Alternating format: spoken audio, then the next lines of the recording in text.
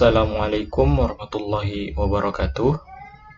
Di video kali ini saya akan membahas materi mengenai uji signifikansi data penelitian, yaitu uji Kolmogorov-Smirnov dan uji t-test.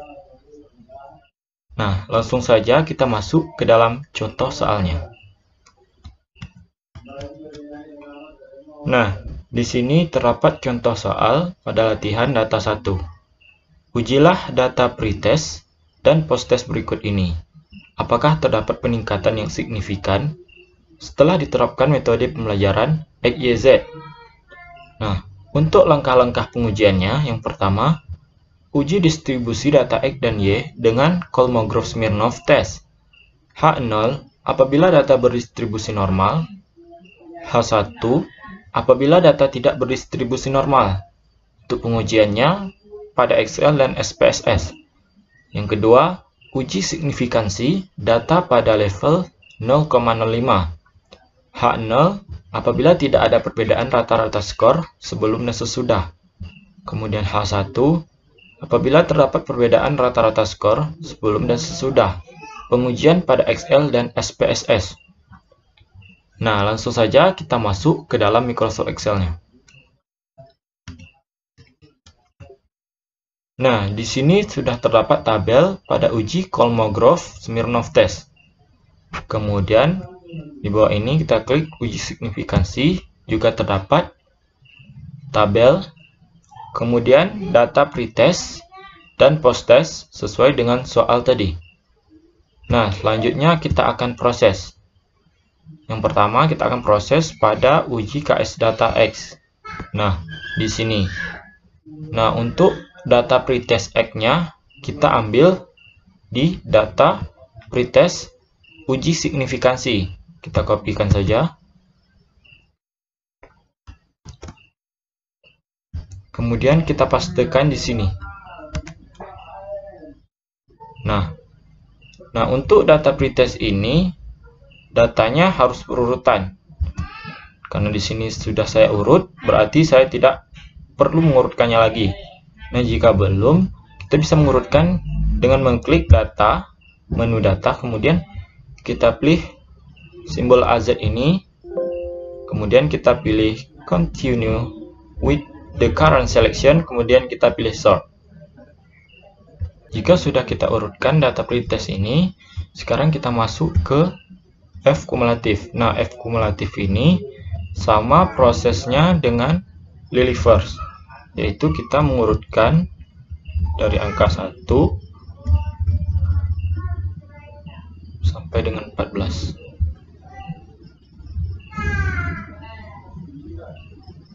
Nah, kita sudah mengurutkan dari angka 1 sampai dengan 14 pada data pretest yang sudah kita urutkan dari yang terkecil hingga yang terbesar. Nah, kemudian untuk FS. Nah, FS ini adalah peluang, yaitu peluang antara nilai awal atau nilai pertama dengan nilai data terakhir, yaitu 1/14. Kemudian untuk data terakhir ini kita ikat dengan simbol dolar. Kemudian kita enter. Nah, kita kopikan ke bawah. Sebelum kita masuk ke ZI, kita akan menghitung rata-rata dan standar deviasinya. Nah, untuk rata-rata kita akan menggunakan rumus average. Kemudian kita tab, kita sorot data pretestnya baik bawah, kemudian tutup kurung dan enter. Nah, untuk rumus standar deviasinya adalah stdef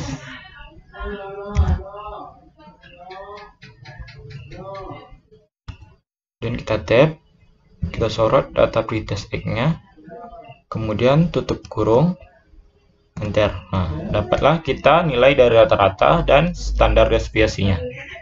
Untuk ZI sama dengan buka kurung, kita pilih sel pada nilai pretest X yang pertama, kemudian kita kurangkan dengan nilai rata-rata. Karena rata-rata ini berada pada sel yang sama, maka kita ikat dengan simbol dolar.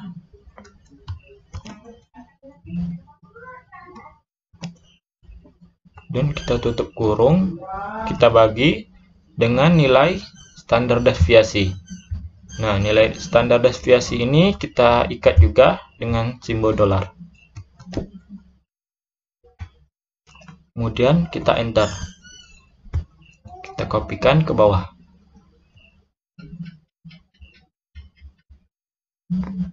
Selanjutnya, untuk nilai distribusi ZI pada tabel distribusi normal, itu kita menggunakan rumus sama dengan NOMSDIS, NOMSDIS, kemudian kita tab, kita pilih sel pertama pada ZI, kemudian tutup kurung, dan enter. Nah, kita kopikan nilainya ke bawah.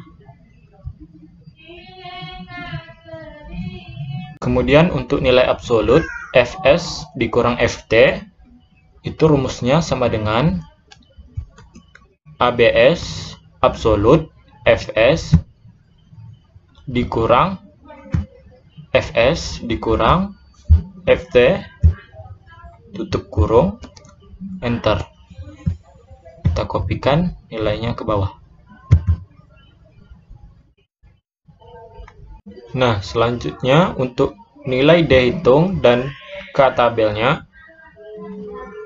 Untuk nilai dihitungnya kita ambil dari nilai max sama dengan max, kemudian kita tab, kita sorot datanya, kemudian tutup kurung, enter.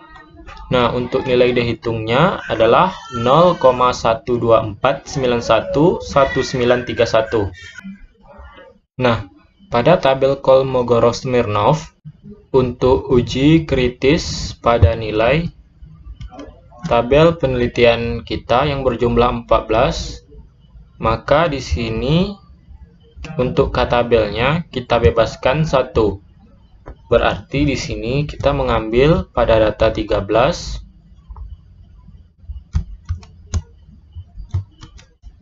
pada nilai kritis alfa 0,05.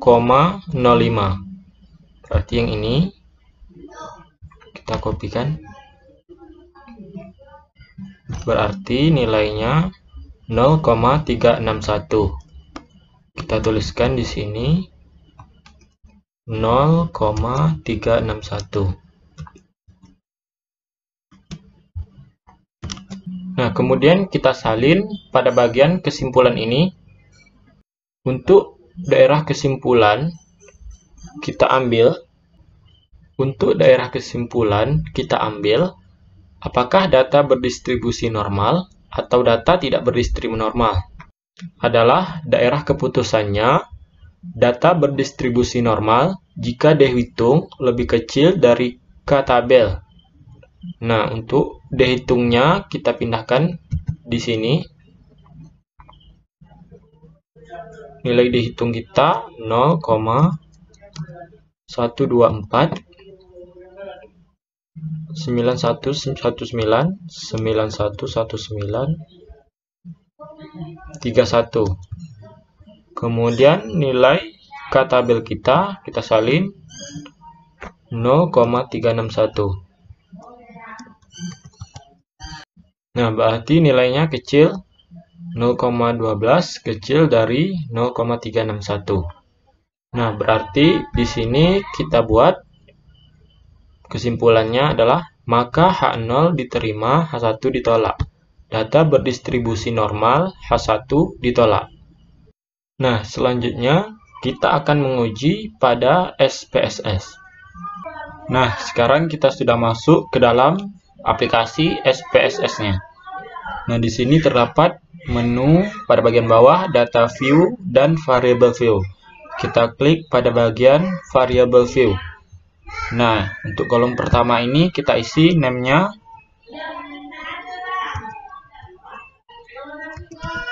pretest. Kemudian kita enter. Kemudian pada tipenya ini kita klik titik 3, kemudian kita pilih variabel tipenya numerik, kemudian lebar width-nya kita kasih 2 dan desimalnya kita kasih 0. Kemudian kita klik OK. Untuk labelnya kita samakan dengan namanya, yaitu pretest. Value-nya none, missing-nya none, kolom 8. Kemudian align right. Untuk measure-nya kita rubah menjadi scale. Nah, begitu juga untuk kolom kedua kita kasih nama posttest. Dan kita enter. Pada bagian tipenya kita klik titik 3. Kita pilih variabel tipenya numerik. Kemudian lebarnya 2 dan desimalnya 0. Kita klik OK. Nah, untuk labelnya kita kasih nama posttest.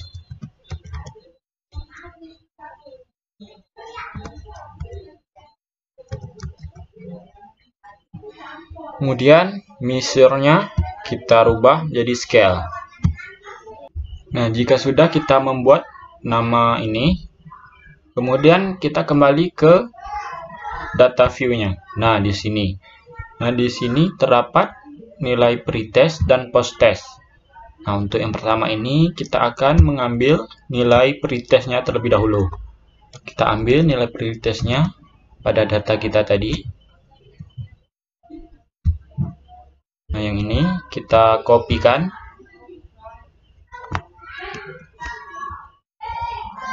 Kemudian kita pastekan di sini, di SPSS-nya. Jika sudah kita pastekan nilai pretestnya, kita pilih menu Analyze. Kemudian kita pilih Non-Parametric Test. Kemudian Legacy dialog. Kita pilih yang One Sample KS. Nah, kita klik.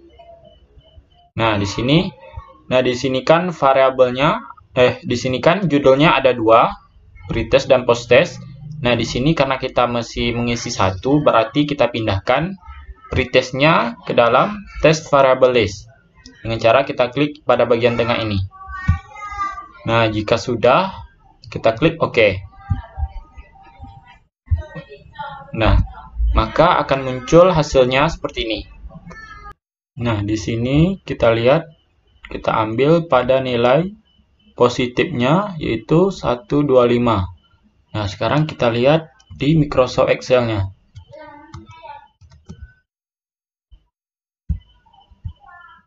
Itu 0,124911931. Nah, berarti sama.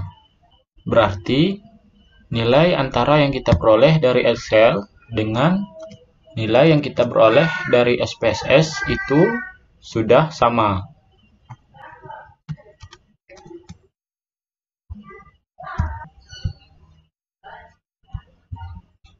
Nah, maksud nilai absolut dan negatif ini adalah dia akan berdistribusi dari nilai min 174 dan positif 174. Nah, untuk nilai rata-ratanya adalah 125. Nah, sekarang kita lihat untuk nilai min dan standar deviasinya itu 55,07 dan 3,772. Nah, kita lihat di Microsoft Excel-nya itu sama 55,07 dan 3,771. Nah, berikutnya kita akan kopikan data Y-nya. Sorot, kemudian kita kopikan di SPSS-nya pada posttest. Kemudian kita uji.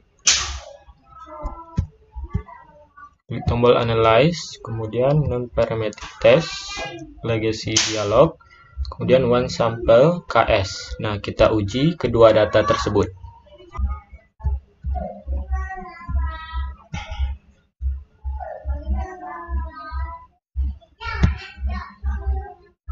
Nah, sekarang di sini kita akan tukarkan posisinya pretest di sini, kemudian posttest ini kita masukkan ke test variable list. Kita ganti posttestnya, kita masuk, kemudian kita klik OK. Nah, maka muncul hasilnya seperti ini. Terdapat dua output yang pertama, kemudian ini output yang kedua. Untuk data keduanya, hasil dari Kolmogorov-Smirnovnya yaitu 0,096, berarti lebih kecil dari 0,3617. Kedua data ini berdistribusi normal. Nah, ketika sudah berdistribusi normal, baru kita bisa mencari nilai t-testnya. Nah, selanjutnya kita akan memproses uji signifikasi data penelitian. Nah, di sini untuk nilai post-testnya itu Y, kemudian nilai pretestnya itu X. Nah, sebelum itu kita akan mengurutkan terlebih dahulu kedua nilai ini. Jadi di sini saya sudah mengurutkannya. Berarti kita langsung proses pada Y dikurang X. Nah, di sini berarti sama dengan data Y yaitu data post-test dikurang dengan data Y yaitu pretest. Dan kita enter. Kita kopikan ke bawah. Nah, jadi ini nilai setelah dikurangi dengan nilai sebelum, kemudian di enter. Selanjutnya kita cari nilai rata-rata. Rata-ratanya sama dengan A vera G. Kemudian kita sorot datanya, tutup kurung, dan enter. Nah, untuk nilai rata-ratanya itu 12,78571,429. Berikutnya adalah XD. XD ini adalah hasil pengurangan antara nilai selisih Y dikurang X dikurangi dengan rata-rata selisih. Sama dengan ini, kemudian kita kurang dengan rata-rata. Nah, untuk rata-ratanya kita ikat dengan simbol dolar. Kemudian kita enter. Kita kopikan ke bawah. Berikutnya kita pangkatkan. Sama dengan nilai XD, kita pangkatkan. Kemudian enter. Kita kopikan ke bawah. Nah, di bagian bawah kita jumlahkan sama dengan sum. Kita tab. Kita sorot datanya. Dan tutup kurung. Nah, untuk jumlah selanjutnya tinggal kita kopikan ke kanan. Dapatlah hasilnya. Oke. Berikutnya kita isi T hitung. MD per akar sigma X pangkat D per N dikali N kurang 1. Nah, sama dengan MD yang ini dibagi dengan SQRT datet, kemudian sigma X kuadrat yang ini, kemudian dibagi buka kurung 14 dikali buka kurung 14 dikurang 1 tutup kurung 3 kali, dan kita enter. Nah, maka dapatlah hasil T hitungnya 10,12265,492. Untuk T tabel, di sini data kita berjumlah 14. Kita akan ambil dengan membebaskan dua data.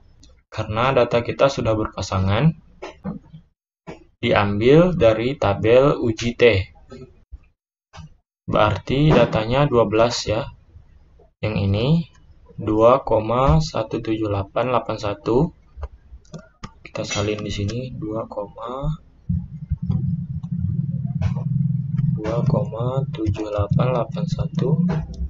17881.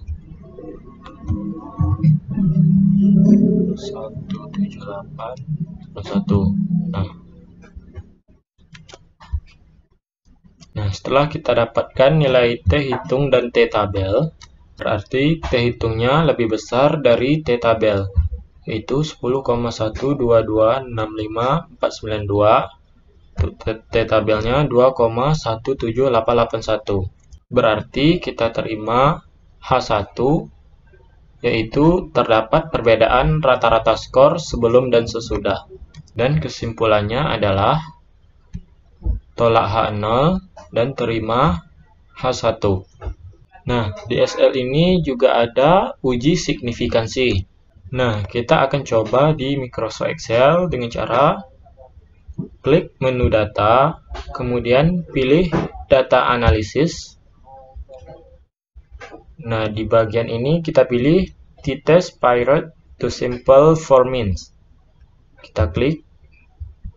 Nah, untuk variabel satunya, ini kita blok pada pretest X. Kemudian untuk variabel 2-nya, kita pilih pretest Y. Kemudian untuk new workplay-nya kita centangkan dan kita kasih judul signifikansi. Kemudian kita klik OK. Nah, data ini akan saya kopikan ke uji signifikasi.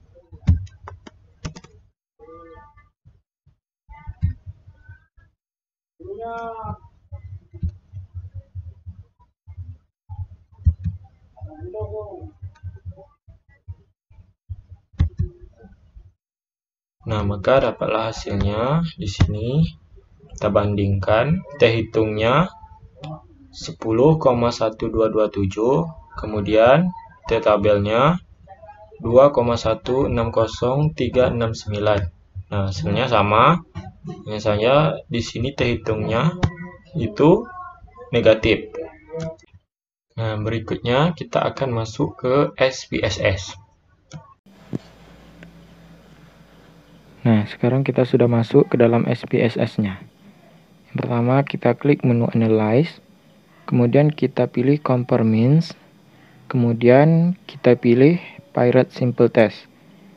Nah, di sini untuk variabel satunya kita isi dengan pretest, kemudian variabel 2-nya kita isi posttest. Kita reset terlebih dahulu, kita mulai dari awal. Nah, kita masukkan variabel satunya pretest, kemudian variabel 2-nya posttest. Nah, jika sudah, kita klik OK. Nah, maka akan muncul hasilnya seperti ini. Nah, di sini kita akan mengambil pada tabel Pirate Sample Test saja. Nah, di sini kita lihat T tabelnya pada upper Pirate Sample Test itu sama nilainya min 10,57. Sekian penjelasan video dari saya. Apabila ada kesalahan saya mohon maaf. Saya akhiri. Assalamualaikum warahmatullahi wabarakatuh.